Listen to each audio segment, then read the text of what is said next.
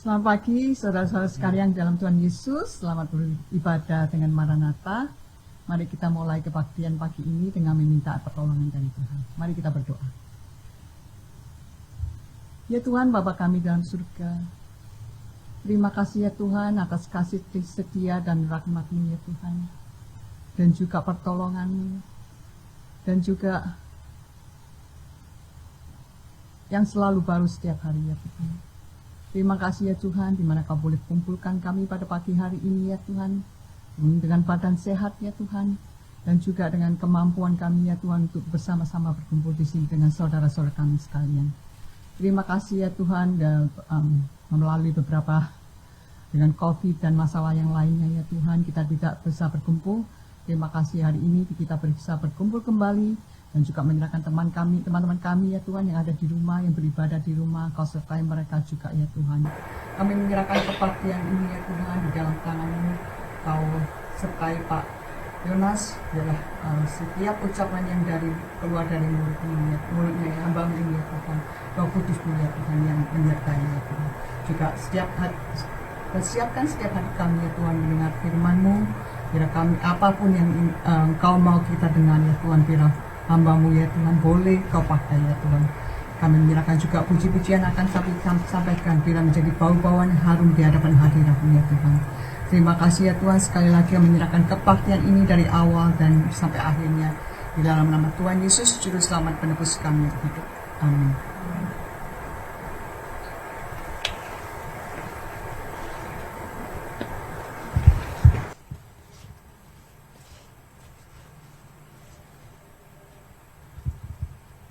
Shalom. Selamat pagi semuanya. Puji Tuhan, hari ini kita boleh berkumpul bersama untuk memuji Tuhan, beribadah, dan menerima tubuh dan darah Kristus. Mari kita awali kebaktian hari ini dengan pujian penyembahan kepada Tuhan. Kita puji Tuhan karena Tuhan sungguh baik buat kita.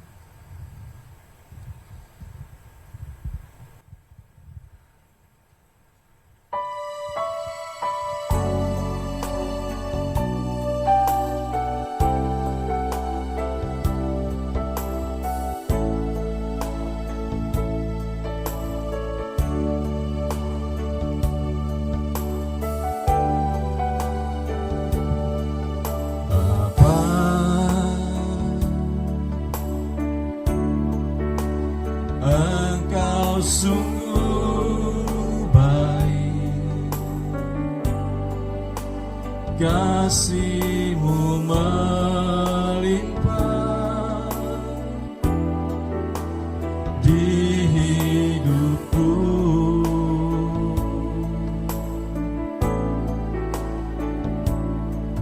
Bapa,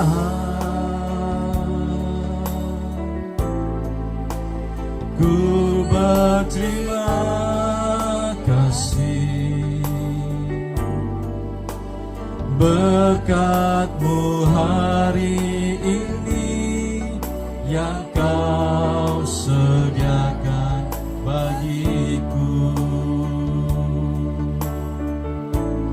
Ku naikkan syukurku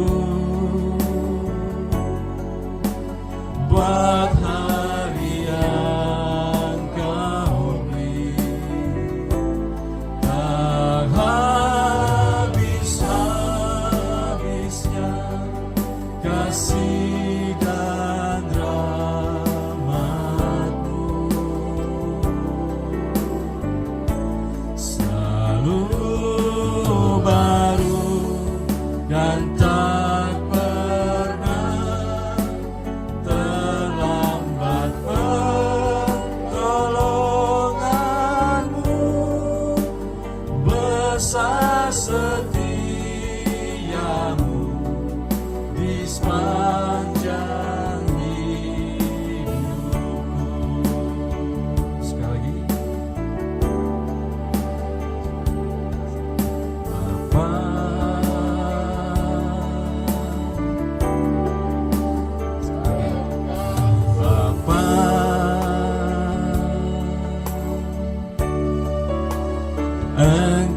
Kau sungguh baik,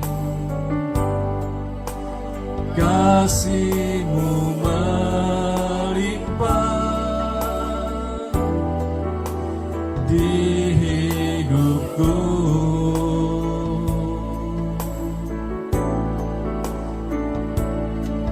Bapa,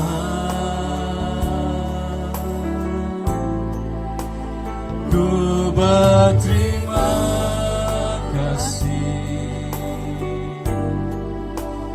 berkat-Mu hari ini yang Kau sediakan bagiku.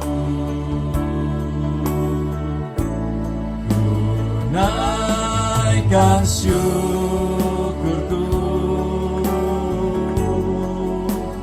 buat hari yang Kau beri, tak habis-habisnya kasih dan rahmat-Mu. Selalu baru dan tak pernah terlambat pertolongan-Mu. Besar setia-Mu di sepanjang hidupku.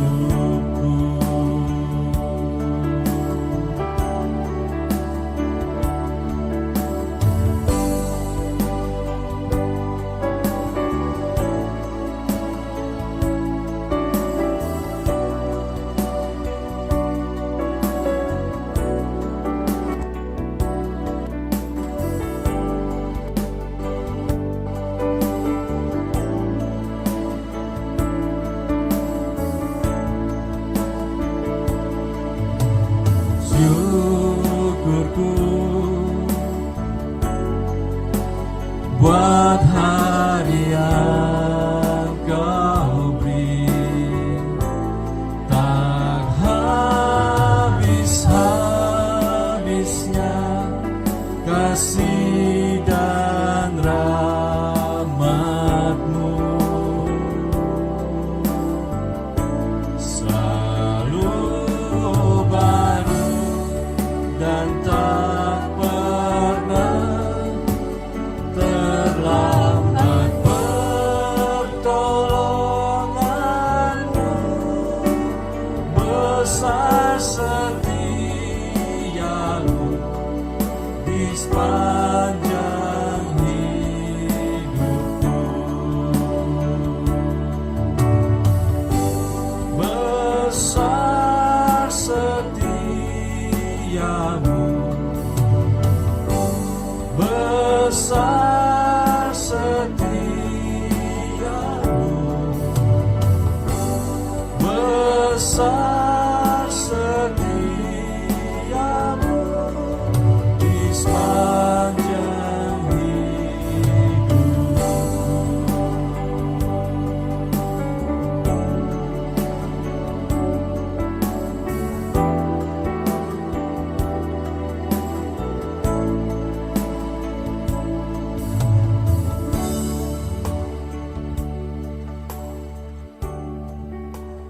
Maaf tadi itu drumnya nggak keluar, jadi saya betulin, tapi belum keluar juga. Jadi kita mari puji Tuhan. Haleluya. Kita nyanyikan lagu yang minggu lalu kita belajar. Begitu besar kasih Tuhan kepada kita nyanyikan sambil berdiri.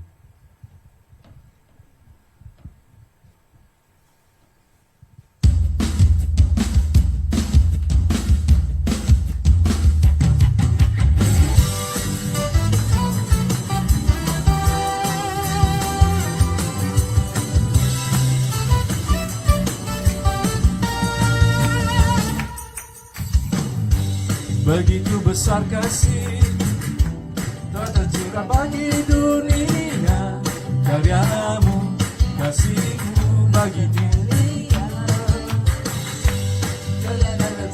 Amin. Besar dan ajaib perbuatan-Mu,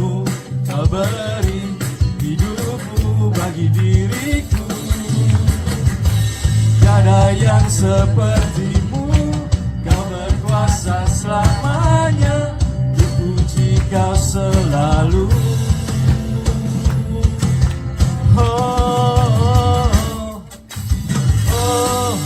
Betapa dalamnya, betapa lebarnya kasih setiamu. Tiada bandingannya, tiada duanya, tiada seperti kau, Yesus Tuhan. Betapa dalamnya, betapa lebarnya kasih setiamu. Tiada bandingannya, tiada duanya, tiada seperti kau, Yesus Tuhanku.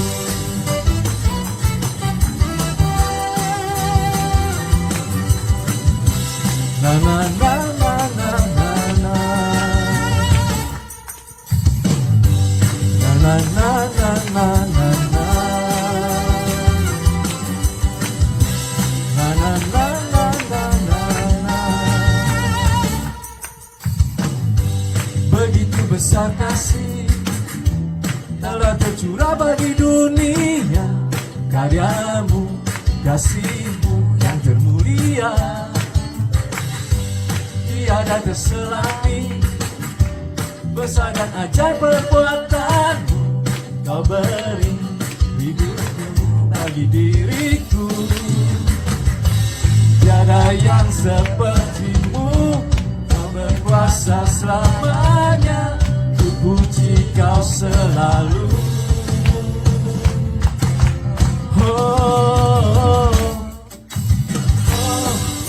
Betapa dalamnya, betapa lebarnya kasih setiamu. Tiada bandingnya, tiada duanya, tiada seperti kau. Betapa dalamnya, betapa lebarnya kasih setiamu. Tiada bandingannya, tiada duanya, tiada seperti kau, Yesus Tuhanku.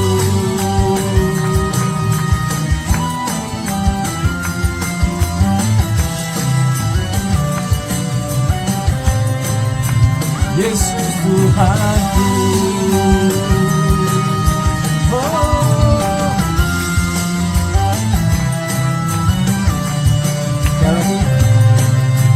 Yesus Tuhanku. Puji Tuhan. Haleluya. Silakan duduk. Kita sembah Tuhan, kita puji Tuhan dengan lagu terakhir sebelum firman.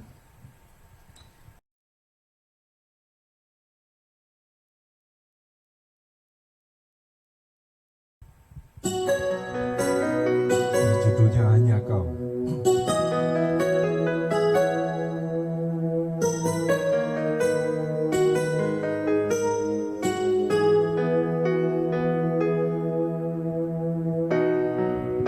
Jika cintamu padaku, kau membayarku dengan hidupmu, ku bersyukur. Yang ada padaku semuanya milikmu, ku persembahkan seluruh hidupku di mezbahmu.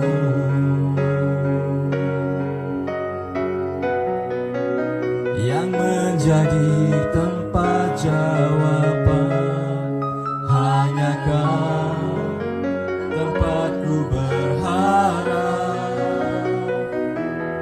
berjalan bersamamu, ku takkan goyah, sebab tangan kasih-Mu tersedia.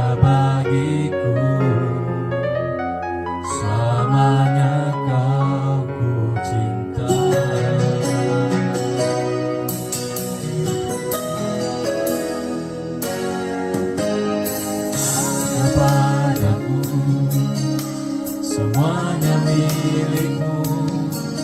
Ku persembahkan seluruh hidupku di mezbahmu.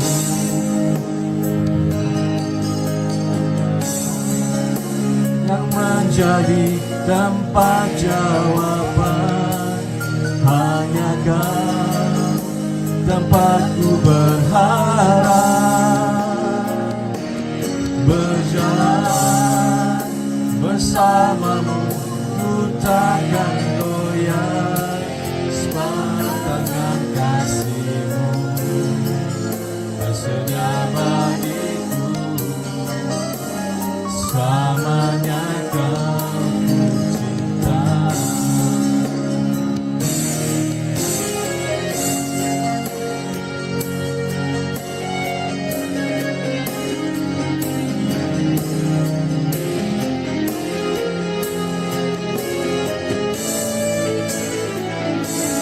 Hanya Kau yang menjadi tempat jawaban, hanya Kau tempatku berharap.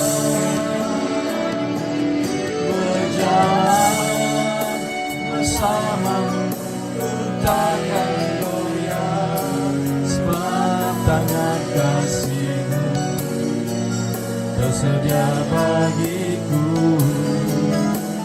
Selamanya Kau ku cinta, sebab tangan kasih-Mu tersedia bagiku. Selamanya Kau ku cinta.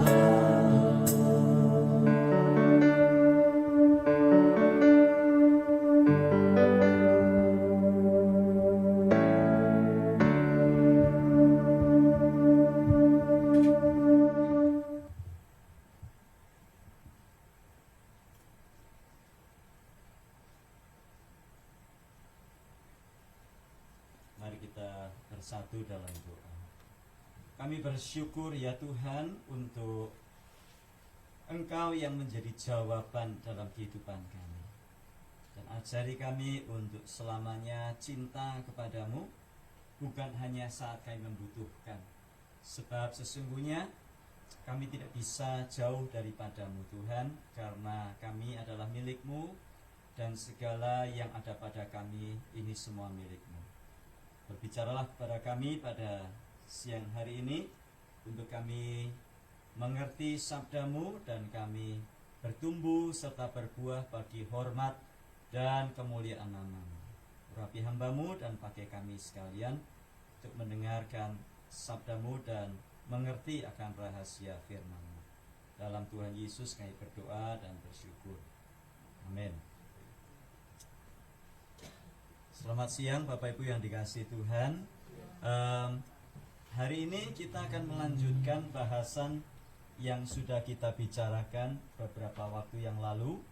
Kalau Bapak Ibu masih ingat, saya berjanji bahwa kita akan belajar 7 jemaat di dalam kitab Wahyu, dimulai dengan Wahyu pasal yang kedua.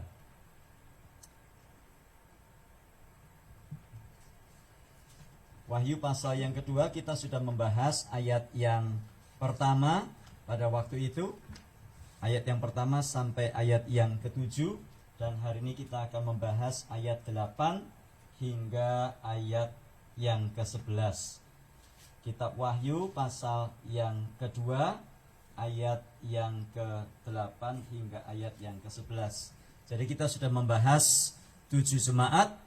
Yang kita bahas waktu itu adalah jemaat Efesus, dan hari ini kita akan membahas jemaat Smyrna. Nah, 7 jemaat ini sangat populer. Ya, letaknya ada di Turki. Nantilah kapan-kapan Andre biar merancang pergi ke Turki di sana ya. Jalan-jalan ke 7 jemaat. Sisa-sisanya masih ada. Bangunannya bagus, enggak kalah bagus. Grand Canyon enggak ada apa-apanya. Ya, Sedona enggak ada apa-apanya. Bekas atau sisa-sisa dari 7 jemaat ini sangat menarik. Semuanya ada di Turki. Apakah aman pergi ke Turki? Aman. Ya, orang kadang bingung, waduh di sana banyak perang, Pak. Ya, itu perang itu kan di daerah yang lain. Karena salah satu penghasilan utama Turki itu dari objek wisata. Turki, Israel, Mesir, Jordan itu penghasilan utamanya dari wisata. Jadi kalau mereka nggak aman, mereka juga yang rugi. Ya, dan memang kalau pergi ke Turki sedikit agak mahal. Ya, kalau ke daerah pergi ke Holy Land itu sekitar 2.500 sampai 2.700. Kalau ke Turki biasanya sampai 3.000, 3.100. Kenapa? Karena daerahnya agak jauh. Ya, Wahyu pasal 2 ayat 8 sampai ayat 11. Demikianlah firman Tuhan. Kepada jemaat di Smyrna. Dan tuliskanlah kepada malaikat jemaat di Smyrna, inilah firman yang awal dan yang akhir, yang telah mati dan hidup kembali. Aku tahu kesusahanmu dan kemiskinanmu, namun engkau kaya. Dan fitnah mereka yang menyebut dirinya orang Yahudi, tetapi yang sebenarnya tidak demikian. Sebaliknya mereka adalah jemaah iblis. Jangan takut terhadap apa yang harus engkau derita. Sesungguhnya iblis akan melemparkan beberapa orang dari antaramu ke dalam penjara, supaya kamu dicobai dan kamu akan beroleh kesusahan selama 10 hari. Hendaklah engkau setia sampai mati, dan aku akan mengaruniakan kepadamu mahkota kehidupan. Siapa bertelinga, hendaklah ia mendengarkan apa yang dikatakan Roh kepada jemaat-jemaat. Barang siapa menang, ia tidak akan menderita apa-apa oleh kematian yang kedua. Demikianlah firman Tuhan. Berbahagia kita yang sudah membaca, menyimpan, serta menerapkan dalam hidup sehari-hari. Nah, kalau kita membaca Wahyu mulai pasal 2, dikatakan tuliskanlah ini kepada malaikat jemaat di Efesus. Dan sekarang kita membaca, tuliskanlah kepada malaikat jemaat di Smyrna. Nanti yang berikutnya lagi kita membaca, tuliskanlah kepada malaikat jemaat di Pergamus. Ini semuanya adalah nama-nama kota. Jadi ada gereja-gereja di kota-kota itu. Dan itu sebabnya pesan Tuhan melalui Rasul Yohanes. Jadi kitab Wahyu ini adalah berisi utamanya nubuatan. Atau nubuatan itu apa? Istilahnya seperti prediksi atau dalam tanda kutip ramalan tentang apa yang akan terjadi di masa depan. Jadi kalau Bapak Ibu mau tahu masa depan dunia, bacanya di sini. Jangan pergi ke dukun, ya, nanti mengerikan, saudara. Ya, jangan pergi ke tukang guamia, saudara. Nanti saudara di guamia. Ya, jangan pergi ke tukang ramal tangan. Jangan pergi ke tukang ramal komputer. Jangan pergi ke tarot reader. Bukan. Kalau kita mau ngerti akhir zaman, semua ada di Alkitab. Ya. Jadi kalau saudara pengen tahu gimana ya dunia yang akan datang itu keadaannya seperti apa, semuanya sudah ditulis di sini, saudara. Jadi jangan pergi kemana-mana, baca Alkitab. Nah, ini adalah surat, tetapi selain nubuatan tentang masa depan, Wahyu pasal 2 dan 3 itu berisi tentang pesan nasihat firman Tuhan kepada gereja-gereja yang ada di sekitar Pulau Patmos. Jadi kitab ini ditulis oleh Rasul Yohanes pada waktu dia dibuang di Pulau Patmos. Saya sudah jelaskan dalam khotbah yang lalu. Kalau Bung Karno pernah dibuang ke Pulau Buru, Yohanes dibuang ke Pulau Patmos. Dan di Pulau Patmos itu dia mendapatkan wahyu dari Tuhan untuk menuliskan kepada gereja-gereja di sekitarnya. Kira-kira salah satunya adalah jemaat di kota Smyrna. Nah, kota Smyrna hari ini namanya Izmir. Ya sama aja, Smyrna. Nah hari ini namanya Izmir. Jadi SMIRN-nya dipakai, SMIR-nya dipakai, tapi na-nya dibuang. Smyrna, jadinya Izmir. Nah kata Smyrna atau Izmir berasal dari kata mir atau mur, yang berarti apa itu? Minyak yang sangat harum baunya, yang dipakai untuk kebutuhan-kebutuhan khusus pada masa itu. Nah kalau kita belajar lebih dalam lagi, Yohanes dibuang ke Pulau Patmos itu sekitar tahun 81 sampai tahun 96 Masehi. Bukan tahun 1981, bukan, tapi tahun 81 Masehi. Jadi pada waktu itu kaisar yang bertahta di Roma namanya Kaisar Domitian. Dan kita tahu Turki, Israel dan sebagainya ada di bawah penjajahan Romawi. Nah kalau kita ingat Smyrna, kita ingat salah satu uskupnya yang namanya Polikarpus. Polikarpus ditangkap dan disuruh menyangkal Yesus. Kalau tidak dia akan dihukum mati.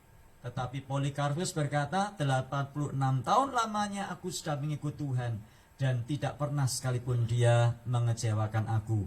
Bagaimana aku harus menyangkal dia? Akhirnya Polikarpus dibakar. Tetapi pada waktu dibakar dia dinaikkan ke dalam onggokan kayu begitu seperti mezbah pembakaran. Ternyata Polikarpus tidak mati, saudara-saudara. Jadi rupa-rupanya ada mujizat Tuhan di situ.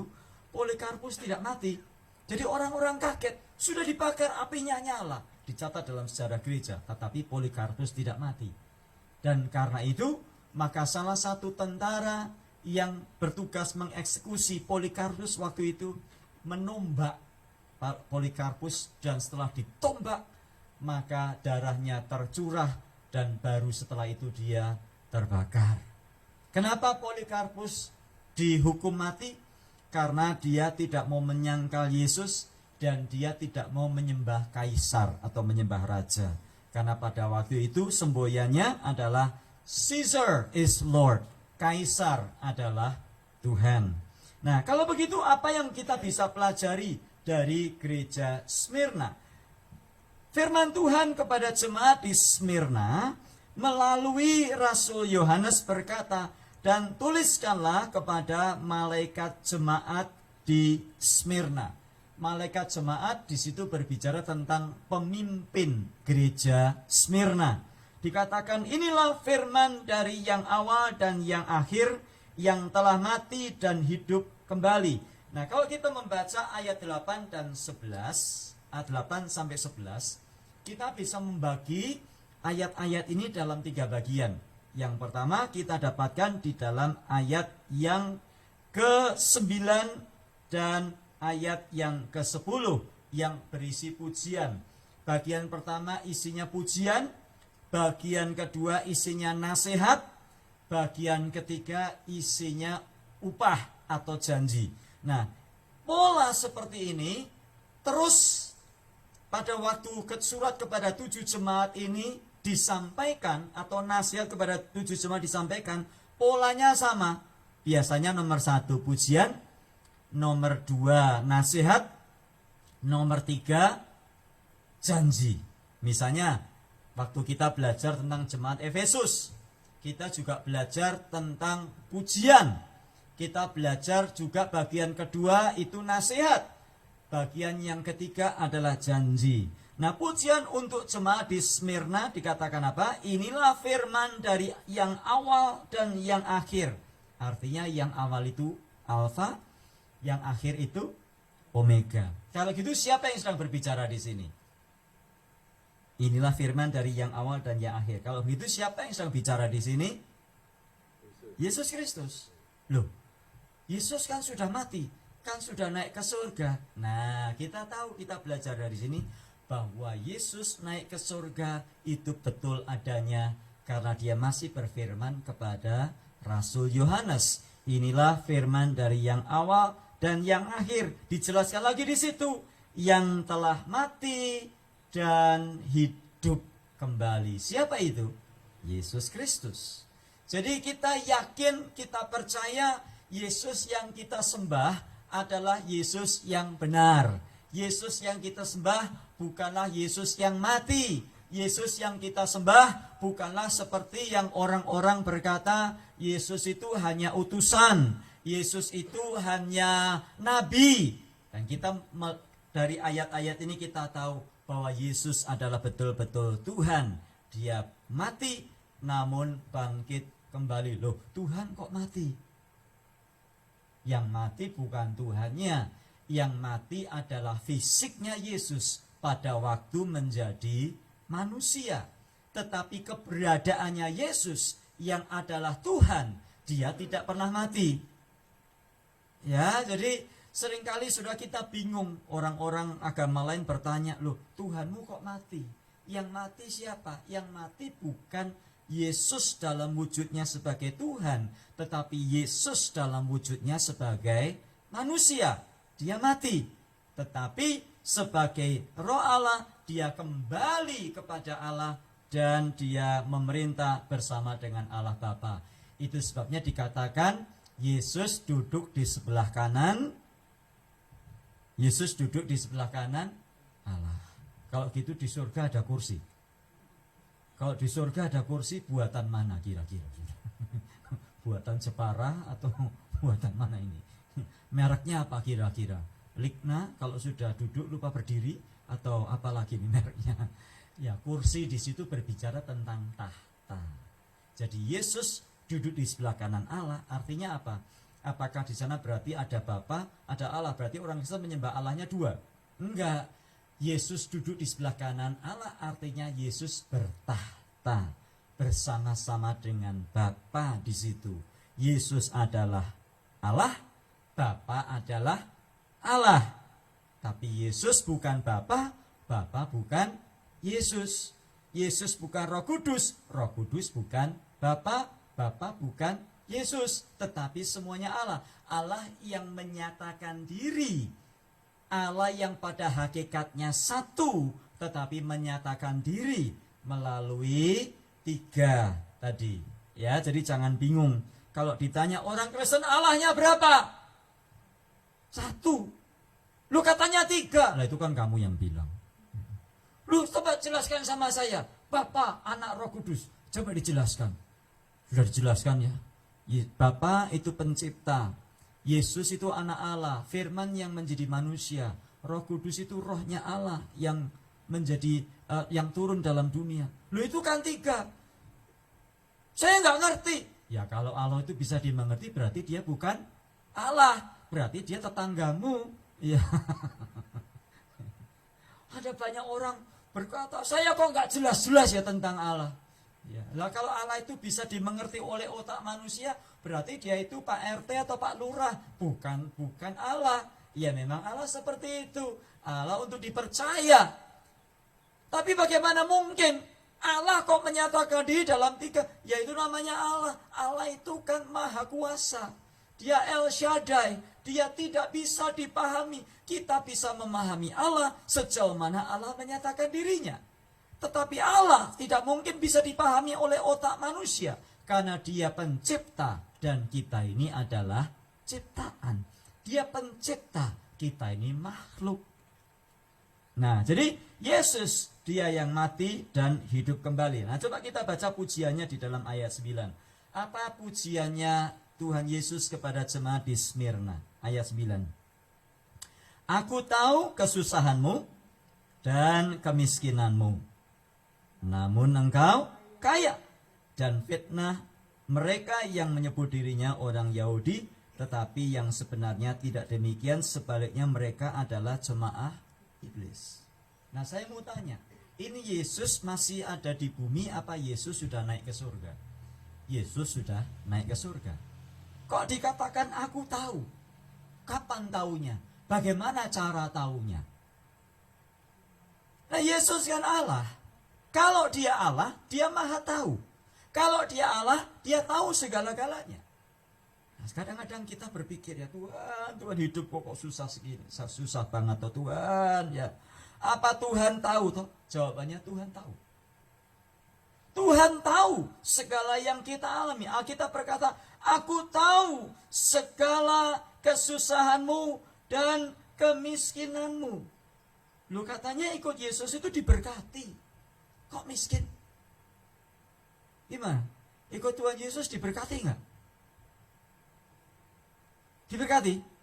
Lu kok miskin? Siapa yang miskin di sini? Tolong angkat tangan. Enggak ada yang angkat tangan. Cuma.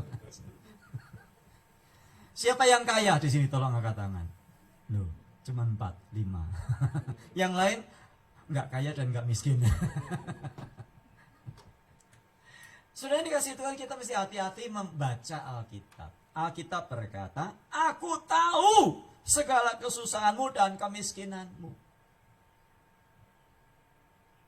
Kemarin ada salah seorang dari Indonesia WA ke saya tanya, Pastor, ada teman saya Pastor, itu kalau ada diskon nggak mau beli dia. Loh kenapa? Saya kaget juga ini. Iya Pastor, agak aneh orangnya ini. Di mall diskon nggak beli, nggak mau dia. Kenapa? Dia maunya beli harga yang normal, bukan diskon. Kenapa? Dia bilang kita ini anak raja bro, kita nggak boleh beli barang-barang diskon. Terus dia tanya sama saya, boleh nggak Pastor? Lah kalau ada yang diskon ngapain beli yang harga normal price? Saya bilang, ini anak raja yang sombong ini, saya bilang. Ya kalau ada diskon ya belilah. Ya misalnya ada apa itu? Timun, ketimun. Di dekat rumah saya itu ada farmer market murah banget. Timun itu 2,99 cents. Kadang-kadang 3. Bagus-bagus timunnya, kenceng-kenceng ya, hijau begitu bagus. 99 cent 3. Belum lama ini ada ternyata yang punya farmers market ini sama, dia buka cabang di Rowland Heights di sebelahnya Home Depot sama Sam Ash Music itu. Dia jualan nangka Bapak Ibu, nangkanya gede gitu. 1 pound itu 49 sen. Wah itu murah sekali. Kalau nggak bertanya-tanya si Fon itu ya. Suka-suka beli nangka. 1 pound itu 49 sen. Wah, langsung istri saya tanya saya, mau nggak? Mau, saya bilang. Ya, sampai di rumah dilakukan operasi penyembelihan nangka itu. Nah, caranya kalau motong nangka gimana? Tahu rahasianya motong nangka? Motong nangka itu nggak semua orang bisa loh, hati-hati sudah. Nomor 1, pakai kaos tangan dulu. Ya. Nomor 2, dikasih minyak.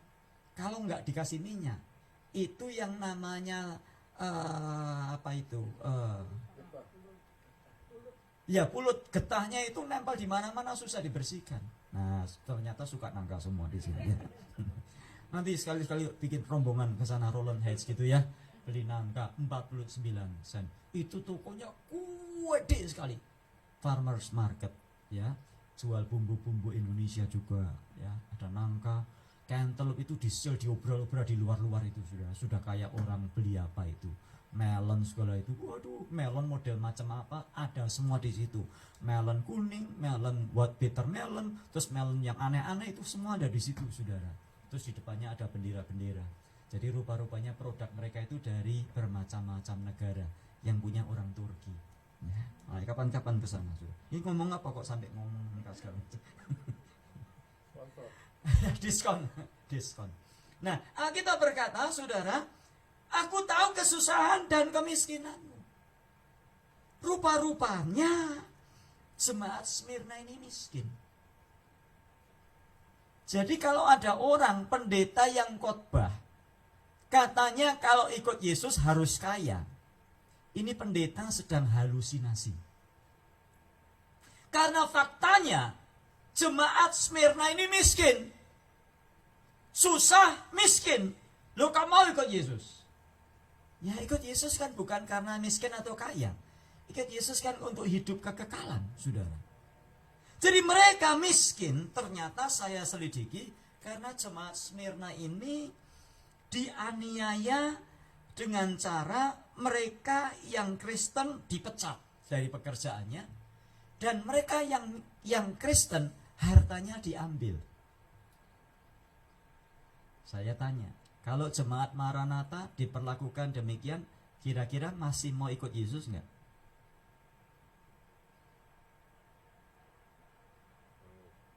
Ikut Yesus, ya, tapi rumahnya diambil. Ikut Yesus, handphonenya diambil. Ikut Yesus, emasnya diambil. Emas mana aja, ya, anting-anting, kalung, gelang, ya, cincin, gigi emasnya diambil semua, saudara. Masih mau ikut Yesus? Zaman sekarang banyak orang yang nggak mau gitu. Ikut Yesus, diberkati, saudara. Siapa yang nggak punya rumah? Saya berdoa 6 bulan dari sekarang punya rumah. Ya 6 bulan setelah itu punya rumah. Tapi 3 tahun habis itu foreclosure. Karena nggak kuat. Ya. Saudara dikasih Tuhan, penganiayaan terus dialami orang Kristen sejak abad-abad pertama, sejak abad-abad awal. Jadi pada waktu Yesus naik ke surga, Roh Kudus dicurahkan, gereja Tuhan berdiri, mulailah mereka itu dianiaya. Yang di daerah Israel mereka dianiaya orang-orang Yahudi, yang di luar Israel mereka dianiaya pemerintah Roma. Sampai penganiayaan itu berlangsung ratusan tahun. Setidaknya penganiayaan itu mulai reda setelah Kaisar Konstantin toleransi kepada agama Kristen. Sekitar tahun 300-an. Jadi berapa lama orang Kristen dianiaya? 300 tahun. Sudah baca sejarah gereja. Dianiaya loh saudara. Dan mereka rela dianiaya karena Tuhan. Juga bukan hanya dianiaya karena hartanya habis. Mereka hidup bertahan menghadapi fitnah dari orang-orang Yahudi.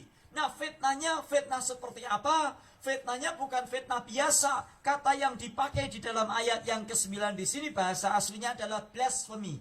Yang artinya dihujat tiap hari karena mengikut Yesus. Dan kita tahu orang mengikut Yesus pada waktu itu, orang Kristen dianggap nomor 1. Kekristenan itu dianggap sebagai sekte Yahudi. Tapi bukan hanya sekte, kekristenan juga dianggap sebagai bidat. Apa bedanya sekte sama bidat? Sekte itu sempalan. Kalau bidat itu ajaran sesat. Jadi karena orang Kristen mengikuti Yesus, tadinya kan mereka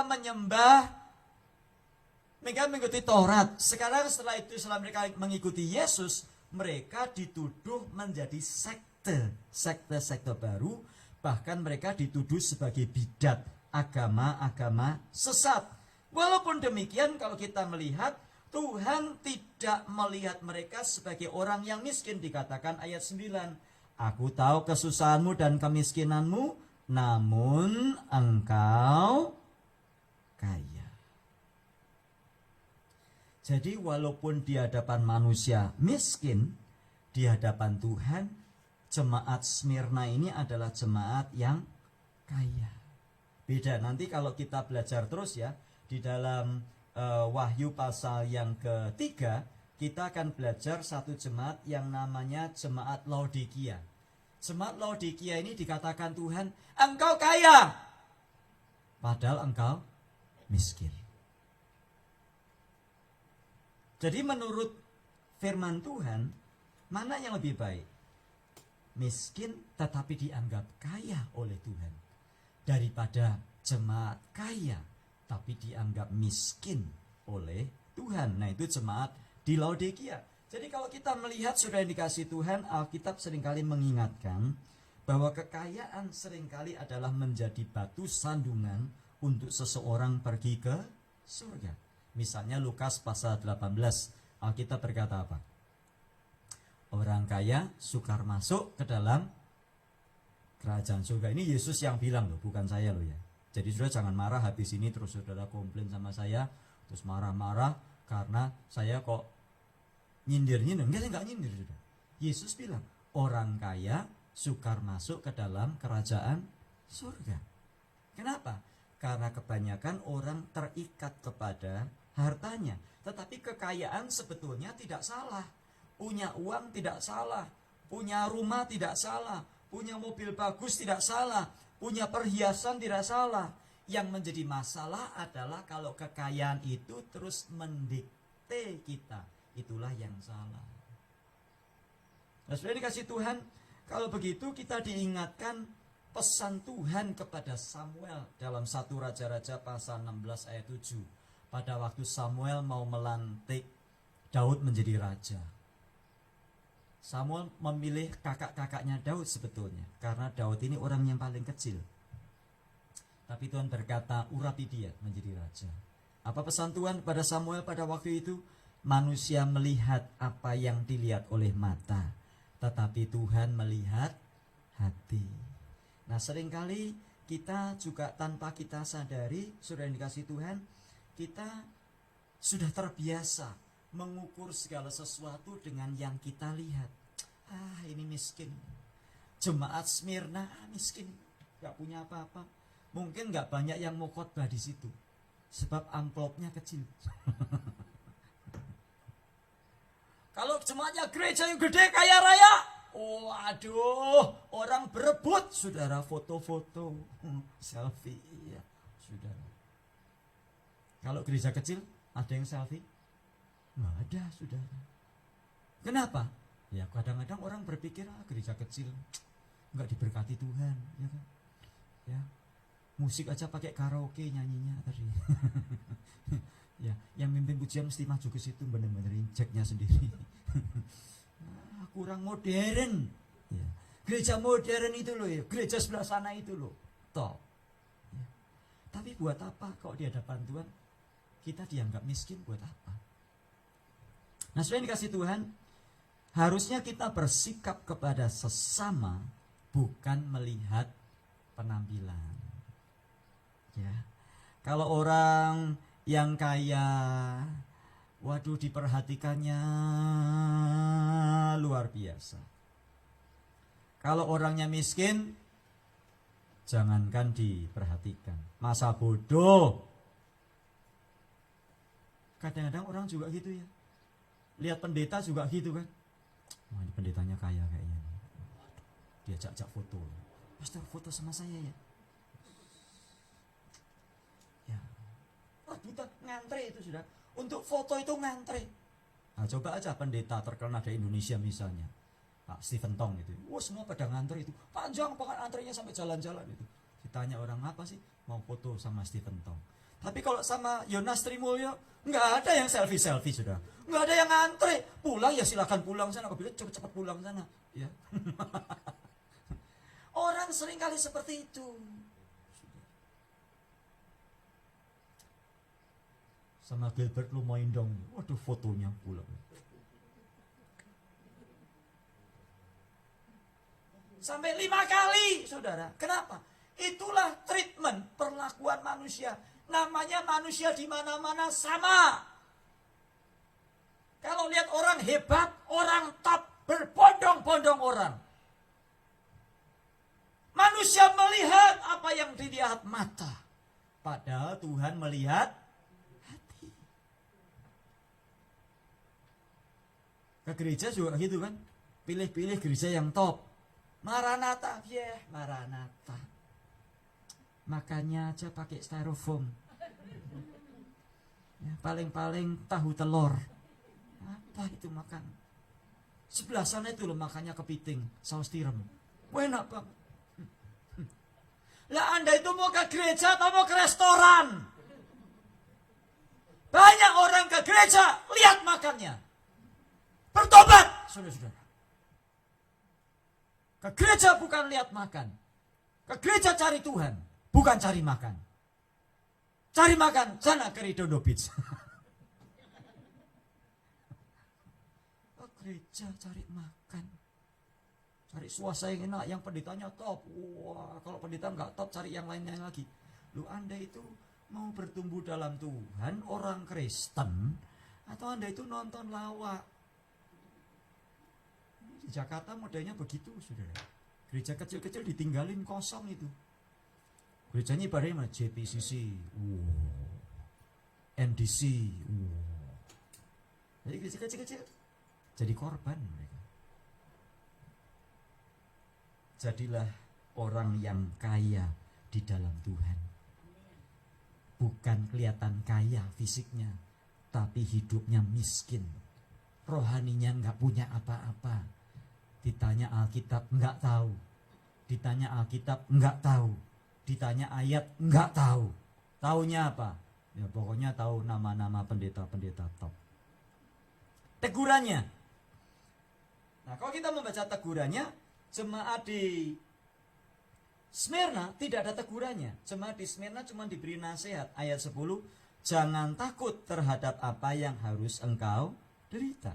Sesungguhnya iblis akan melemparkan beberapa orang dari antaramu ke dalam penjara, supaya kamu dicobai dan kamu akan beroleh kesusahan selama 10 hari.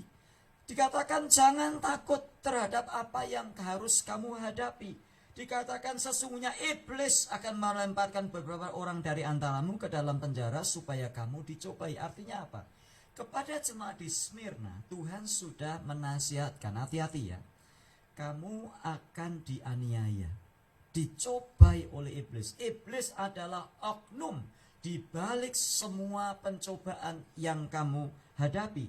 Tetapi Alkitab berkata, ayat yang ke-10, sesungguhnya iblis akan melemparkan beberapa orang dari antaramu dalam penjara supaya kamu dicobai dan kamu akan beroleh kesusahan selama 10 hari. Dikatakan, hendaklah engkau setia sampai mati dan aku akan mengaruniakan kepadamu mahkota kehidupan. Apa artinya? Iblis akan mencobai kamu sehingga beberapa di antaramu akan dilemparkan ke dalam penjara selama 10 hari. Dan terbukti kalau kita belajar sejarah gereja, betul-betul jemaat Smyrna mengalami penganiayaan. Nah 10 hari di sini memang agak sulit diterjemahkan, sulit diartikan. Ada yang berpikir bahwa 10 hari itu berbicara tentang 10 kaisar Roma. Dan itu memang terbukti. Pertama di bawah Kaisar Nero tahun 54. Kemudian kedua di bawah Kaisar Domitian tahun 81. Kemudian Kaisar Trajan tahun 98. Kaisar Hadrian, Kaisar itu tahun, jadi namanya Pak Adrian itu nama kaisar loh sudah. Jadi mesti hormat juga, jangan sembarangan. Kaisar Pak Adrian tahun 117. Kemudian Kaisar Septimus Severus tahun 193, Kaisar Maximin tahun 235, Kaisar Decius tahun 249, Kaisar Valerian tahun 254, Kaisar Aurelian tahun 270, dan terakhir adalah Kaisar Diokletian tahun 284 Masehi. Setelah itu 10 kaisar, dan setelah itu mereka tidak lagi mengalami penganiayaan mulai Kaisar Konstantinus dan seterusnya. Ini yang pertama. Tapi ada juga yang menafsirkan 10 hari itu adalah hanyalah satu ekspresi bicara saja yang menunjukkan bahwa ini adalah periode yang singkat. 10 hari itu singkat. Ya, jadi penganiayaannya tidak akan selama-lamanya. Ada lagi yang berpikir bahwa penganiayaan yang disebut 10 hari di situ adalah masa penganiayaan besar selama 10 tahun. Nah, mana yang betul? Ya, saya tidak tahu mana yang betul, tetapi saya lebih cenderung setuju dengan 10 hari adalah istilah yang dipakai untuk menunjuk bahwa penganiayaan atau masa sulit yang mereka hadapi itu hanyalah terbatas untuk waktu yang singkat. Nah, kalau kita membaca di sini Bapak Ibu, Alkitab berkata, hendaklah engkau setia sampai mati, dan aku akan mengaruniakan kepadamu mahkota kehidupan. Kata mahkota di situ, ada 2 jenis mahkota di dalam bahasa Yunani. Yang pertama adalah mahkota raja, crown. Tetapi kata yang dipakai di sini mahkota adalah Stefanos atau Stefanus. Kata Stefanos itu adalah mahkota yang diberikan kepada orang-orang atlet yang menang. Jadi Alkitab berkata kepadamu akan diberikan mahkota. Dan biasanya atlet yang menang pada waktu itu mendapatkan mahkota yang terbuat dari daun-daun. Ya, pada waktu itu Indonesia pernah ikut Olimpiade di Yunani belum lama. Yang menang, saya masih ingat Taufik Hidayat, pemain badminton, dikasih mahkota. Mahkotanya dari apa? Dari daun. Itu mahkota yang diberikan kepada pemenang. Tetapi mahkota yang diberikan mahkota kehidupan bukan sekedar mahkota dari daun, tapi mahkota yang tidak lapuk oleh waktu, mahkota yang tidak rusak oleh perubahan cuaca, mahkota yang diberikan untuk orang-orang yang menang. Kalau begitu, Alkitab berkata barang siapa menang. Nah, bagian yang ketiga tadi nasihat, sekarang kita masuk bagian yang ketiga. Bagian yang ketiga namanya upah. Upahnya apa? Barang siapa menang, ia tidak akan menderita apa-apa oleh kematian yang kedua. Dikatakan hendaklah engkau setia sampai mati, dan aku akan mengaruniakan kepadamu Stefanos. Artinya mahkota ini diberikan untuk orang-orang yang menang. Kalau kita dikatakan diberikan untuk orang-orang yang menang, berarti kita harus apa? Misalnya nih saya bikin pengumuman, saudara, kita akan ada pertandingan atau apa? Perlombaan masak. Hadiahnya, hadiah satu pertama $1.000. Hadiah kedua $500. Hadiah ketiga $5. Misalnya begitu. Saya tanya, supaya dapat $1.000, apa yang harus kita lakukan?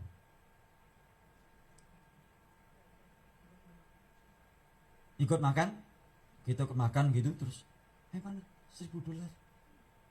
Kan sudah diumumkan $1.000. Saya sudah ikut makan. Bukan ikut makan, ikut berlomba. Kalau nggak ikut berlomba, dapat hadiah? Ya nggak dapat lah. Nah, banyak orang Kristen mau dapat hadiah tapi nggak mau berlomba. Doanya gimana kira-kira? Tuhan, angkat semua masalah dalam hidup saya, Tuhan. Ya sudah, nggak dapat hadiah lah. Banyak orang Kristen sekarang berdoanya kayak gitu, sudah. Tuhan, engkau angkat semua masalah dalam hidup saya. Masalah penyakit, masalah anak, masalah mantu, masalah cucu, masalah kerjaan, masalah hari depan, masalah corona. Angkat semua dalam hidup saya. Ya Tuhan bilang, ya gak apa-apa tak angkat, tapi kamu gak dapat hadiah loh. Karena kita berkata barang siapa menang. Kalau menang berarti kita harus berlomba. Kalau menang berarti kita harus berjuang. Ku berjuang sampai akhirnya kau dapati aku tetap setia. Untuk setia itu perlu berjuang loh. Untuk kedapatan setia perlu berjuang, Bapak Ibu. Badannya udah capek-capek. Orang kok tambah umur itu badannya nggak kayak dulu lagi ya, Bapak Ibu ya. Dulu waktu umur 20 ya waktu umurnya sacap, ya sicap itu bangun itu seger Bapak Ibu. Mulai gocap ya. Bangunnya badannya capek semua Bapak Ibu ya, kayak dipukulin gitu ya. Kadang-kadang nggak ngapa-ngapain. Berjuang Bapak Ibu. Kalau sudah begitu minggu pagi terus ngapain? Udah nggak usah ke gereja lah, capek badannya. Udah mau dijemput sama Andre, bilang aja Andre nggak jadi Andre. My body is not delicious, ya bilang aja. Badanku nggak enak gitu. Nah, namanya orang sudah gocap, lakcap, jicap, ya. Apalagi sudah kaucap. Kalau sudah cap, sudah kaucap, terus baunya apa saudaraku? Baunya apa? Cap. Bintang. Cap bintang 7 saudaraku. Atau cap lang saudaraku. Dijemput itu baunya minyak putih semua. Sampai mobilnya Andre baunya minyak kutus-kutus semua. Penumpangnya Uber sampai tanya, what kind of smell is it? Yeah. How come the smell is so weird? The smell is the aroma is like from from the outer space. Ya sudah, ya namanya sudah kaucap, sudah lakcap, sudah. Ya, kita tidak jauh dari caplang. Tapi berjuang. Dulu baca Alkitab, ya, tulisan kecil-kecil dilahap sudah ya. Sekarang kok baca Alkitab, kacamatanya mana kacamata. Berjuang sudah, berjuang.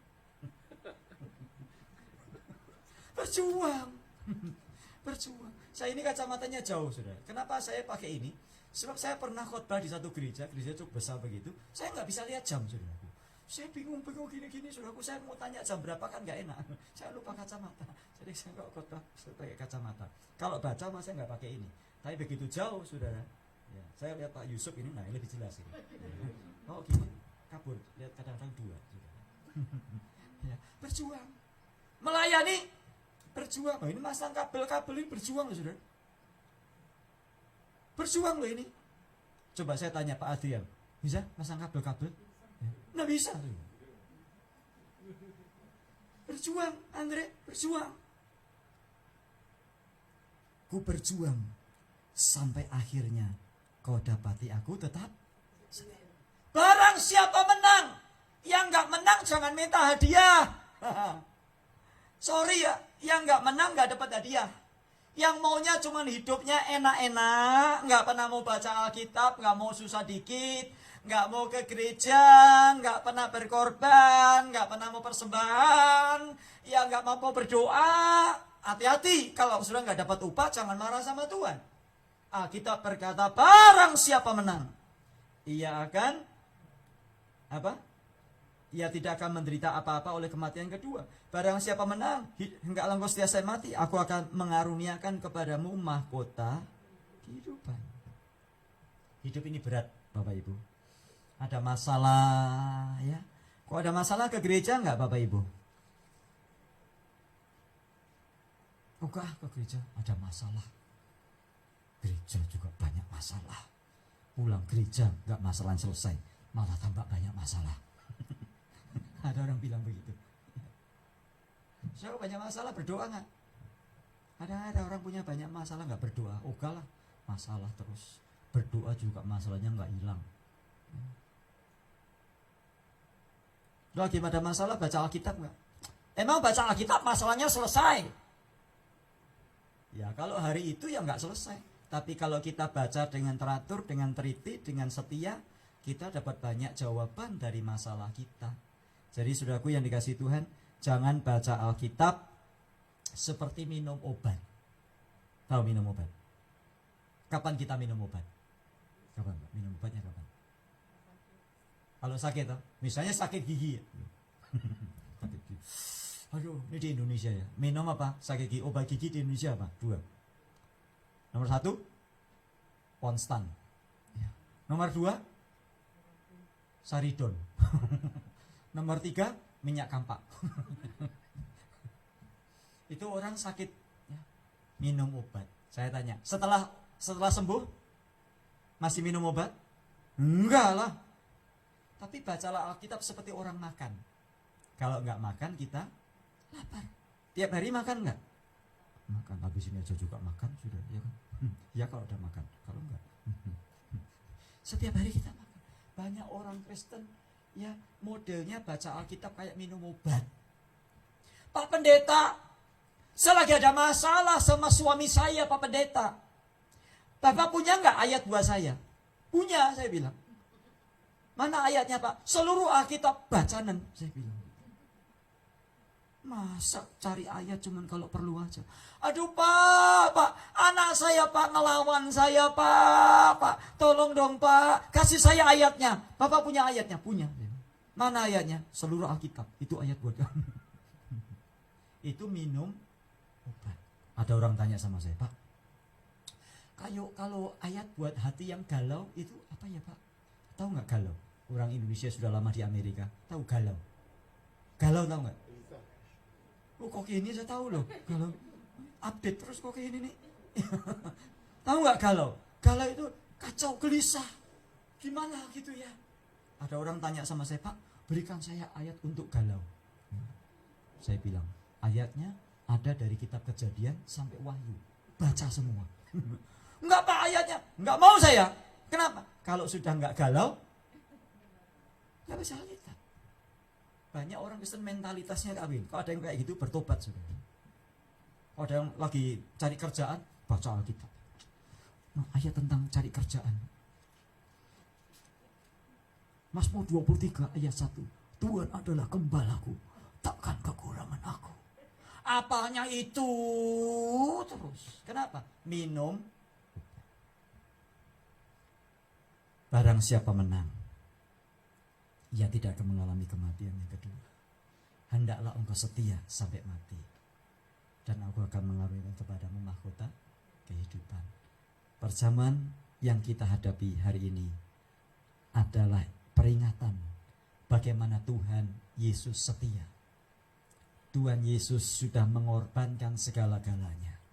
Tuhan Yesus berjuang mentaati kehendak Bapanya sampai dia mati di kayu salib. Kalau perjamuan, jangan sekedar hadapi dengan cara-cara biasa. Saudara hadapi dengan satu keyakinan, Tuhan, saya belajar sesuatu dari perjamuan. Itu sebabnya dikatakan, perbuatlah ini setiap kali kamu makan, dan perbuatlah ini setiap kali kamu melakukannya menjadi peringatan akan aku. Peringatan apa? Ada orang percaya, Yesus juga Yerusalem. Bukan itu. Bukan nangisnya yang nomor satu.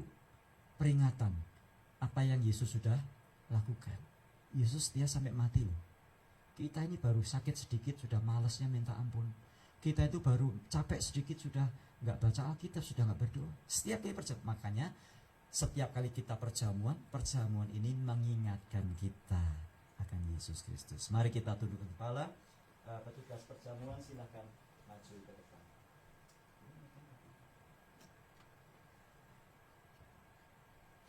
Mari kita tundukkan kepala dan yang lain. Jangan.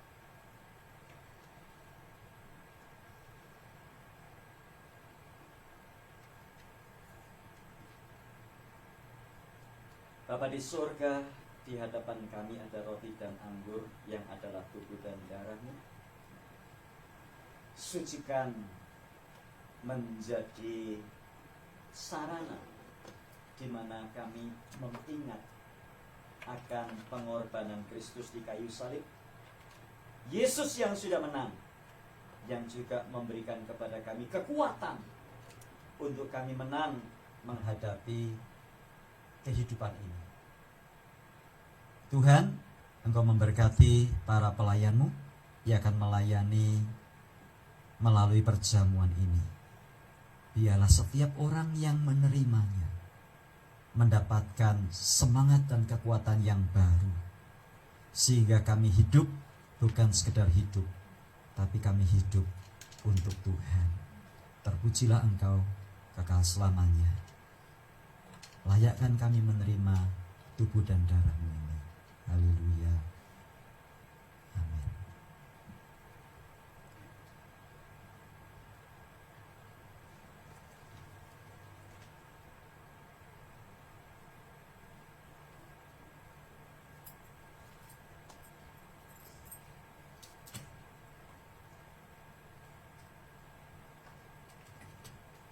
Inilah tubuh dan darah Kristus. Terimalah dengan doa, dengan satu perenungan bahwa Tuhan sudah memberikan segalanya bagi kita, dan tidak ada alasan bagi kita untuk mundur karena Dia bersama dengan kita.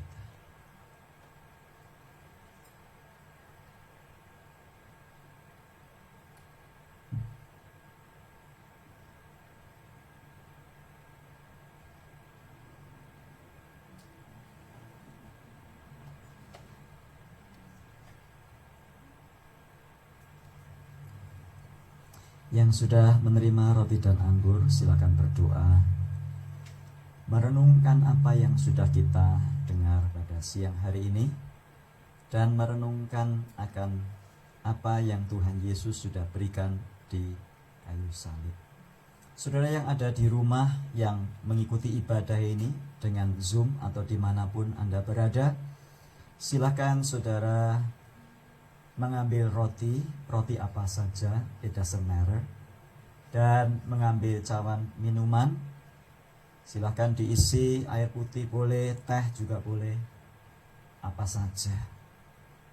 Dan datang lakukan perjamuan ini dengan sikap yang benar, dengan sikap yang sungguh-sungguh, bukan bercanda, bukan bermain-main, karena kita sedang ada di dalam hadirat Tuhan. Nanti kita akan makan bersama dan kita akan minum bersama.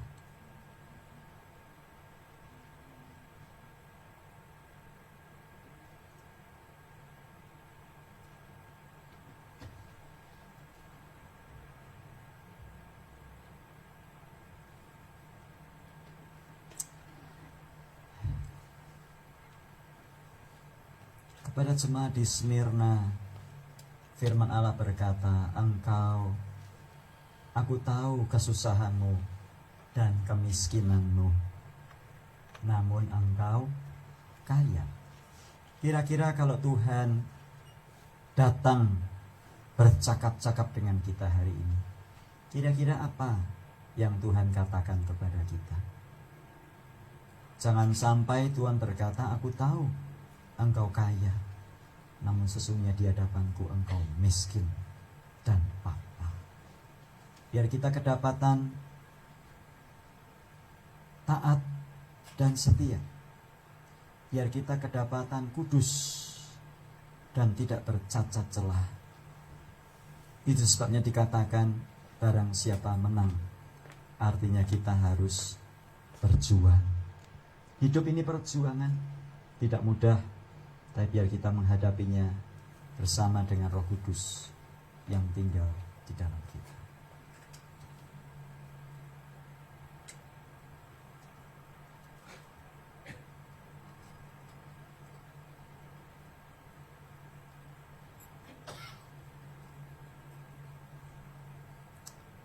Mari kita bangkit berdiri bersama.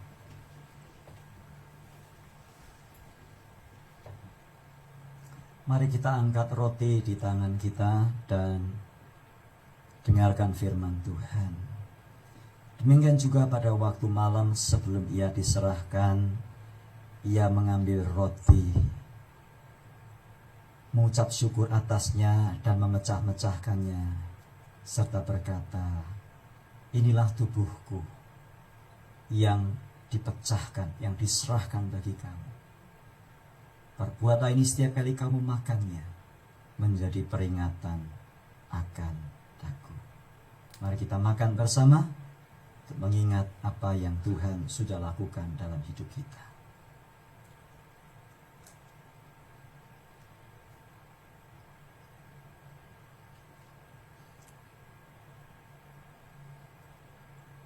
Mari kita angkat cawan minuman. Demikian juga ia mengambil cawan sesudah makan serta berkata, cawan ini adalah perjanjian baru yang dimeteraikan oleh darahku.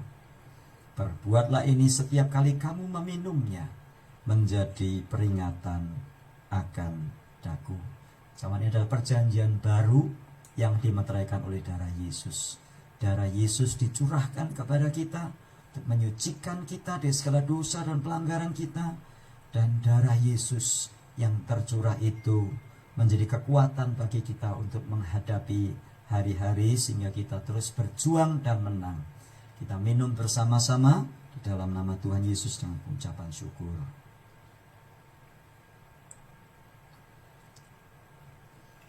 Terima kasih ya Tuhan untuk perjamuan pada hari ini.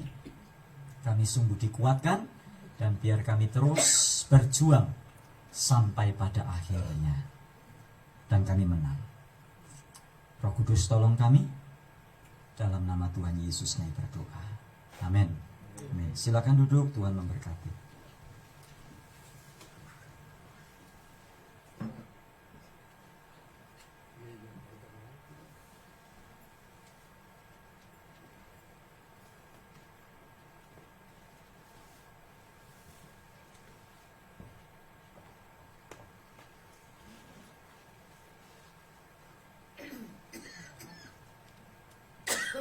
terima kasih kepada pendeta Yonas yang sudah menyampaikan firman Tuhan.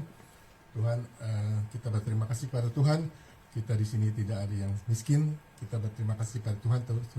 Tuhan sudah memelihara kita. Amin. Dan kalau kita diberi kelebihan, kita juga mengingat pada saudara kita yang kekurangan atau yang miskin, biar kira kita bisa memberi atau menolong sesama kita.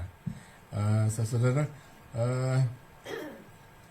kita diberi kesempatan juga untuk mendoakan saudara kita, dan mari saudara kita berdoa bersama. Terima kasih ya Tuhan, pada siang ini kami sudah mendengarkan firman Tuhan. Kami bersyukur kami sudah dipelihara Tuhan di Amerika ini ya Tuhan. Kami juga mengingat saudara kami yang susah, saudara kami yang miskin ya Tuhan. Biar kiranya hati kami bisa melihat mereka ya Tuhan. Dan Tuhan memberi kesempatan kepada kami untuk memberi dan menolong selama kami mampu, dan kami diberi kesempatan oleh Tuhan untuk menolong. Terima kasih ya Tuhan. Kami juga mengingat saudara kami yang lemah tubuhnya ya Tuhan, mereka yang sakit ya Tuhan. Tuhan menolong mereka ya Tuhan, terutama Ibu Aimin, istri Pak Yonas, Tim, suaminya Irene, Kohandi ya Tuhan, Mike, Santi Rikiau ya Tuhan. Kami tahu bahwa Tuhan lebih mengetahui apa yang sedang dialami ya Tuhan. Tapi berilah ya Tuhan kekuatan kepada mereka ya Tuhan. Kuatkan dan Tuhan menghibur, dan sehingga hatinya yang gembira itu ya Tuhan bisa menolong dan bisa menyembuhkan ya Tuhan. Dan kuasa Roh Kudus-Mu ya Tuhan, sungguh ya Tuhan masih ada ya Tuhan. Kami yakin itu ya Tuhan. Tuhan mau menyembuhkan mereka ya Tuhan, dan menguatkan ya Tuhan, memelihara di tengah-tengah kelemahannya juga ya Tuhan. Oh Tuhan, kami juga berdoa untuk para orang yang tua, yang saudara kami yang sudah usia lanjut ya Tuhan. Biar akhirnya kami juga tidak putus berjuang seperti yang disampaikan oleh Pak Yonas. Apa yang kami bisa berbuat ya Tuhan, kami akan berjuang untuk sampai pada waktunya Tuhan menyatakan kami tetap setia ya Tuhan. Ya Tuhan, peliharalah iman kami, peliharalah Maranatha ya Tuhan, dan pelihara semua jemaat ya satu persatu, baik yang ada di sini maupun yang di rumah ya Tuhan. Bahwa Tuhan tidak meninggalkan kami, dan Tuhan memelihara kami untuk masa depan kami. Kami menyerahkan hidup kami ke dalam tangan Tuhan. Dengar Tuhan doa kami ini, kami panjatkan hanya di dalam nama Tuhan kami Yesus Kristus. Amin.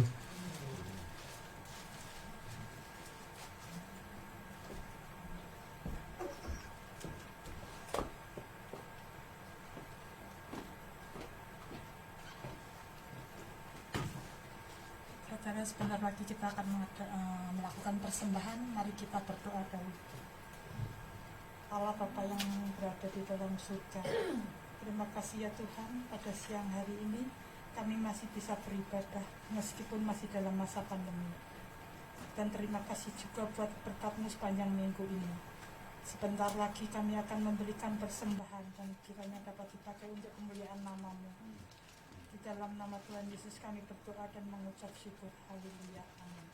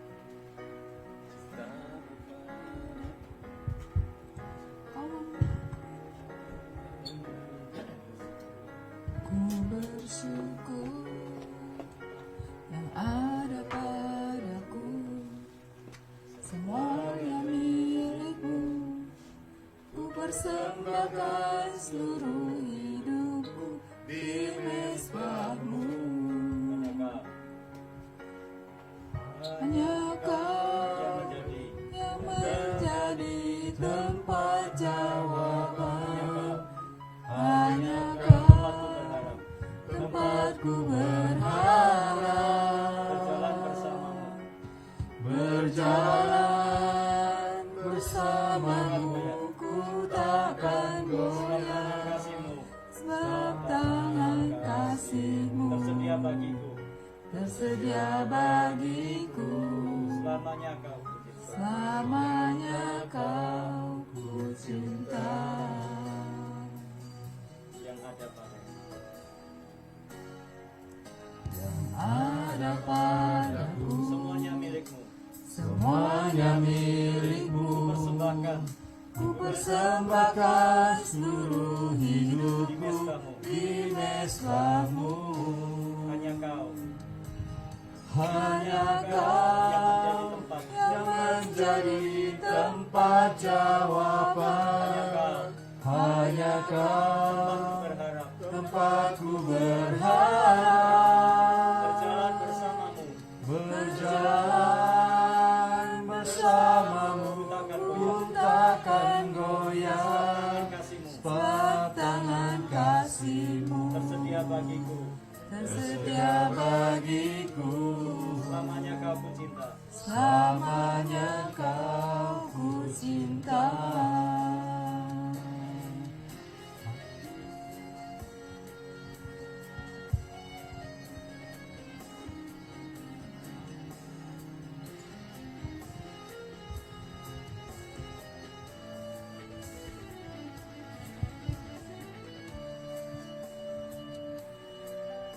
Tempat harapan Hanya kau hanya tempatku kau, berharap.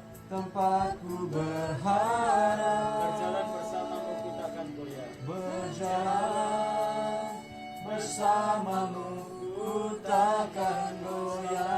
Kasihmu Sebab tangan kasihmu tersedia bagiku. tersedia bagiku. Selamanya kau ku cinta. Selamanya kau ku cinta. Sebab tangan kasihmu tersedia bagiku. Sebab tangan kasihmu tersedia Selamanya bagiku. kau ku cinta. Selamanya kau ku cinta.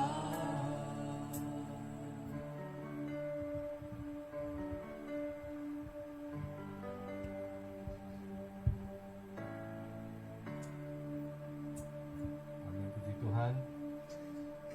Ada pengumuman? Nggak ada. Silakan doa berkat. Mohon maaf atas kesalahan teknis ini. Jimmy nggak ada.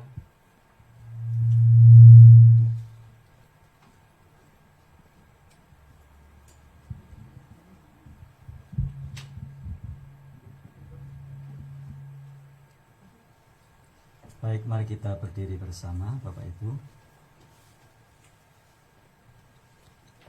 Mari kita arahkan hati kita kepada Tuhan dan terimalah berkat-Nya. Sebab Tuhan memberkati engkau dan melindungi engkau. Tuhan menyinari engkau dengan wajah-Nya dan memberi engkau kasih karunia. Tuhan menghadapkan wajah-Nya kepadamu dan memberi engkau damai sejahtera. Karena itu pulanglah dan bawalah anugerah yang besar dari Allah Bapa, kasih-Nya yang sempurna dalam Tuhan Yesus, persekutuan dan penghiburan Roh Kudus yang beserta kita sampai selama-lamanya. Amin. Tuhan memberkati. Silakan duduk.